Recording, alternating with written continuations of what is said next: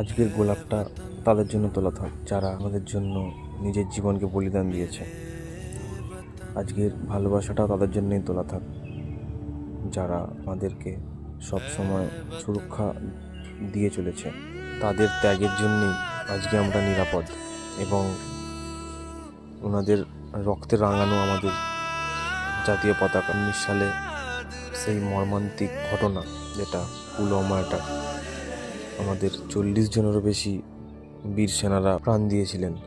অনেকের কাছে আজকের দিন ভালোবাসার এক বিশেষ দিন, কিন্তু ভারতের কাছে এটি শুধুমাত্র শ্রদ্ধা আর বিনম্র শ্রদ্ধাঞ্জলির দিন। জয় জওয়ান, জয় ভারত, বন্দে মাতরম।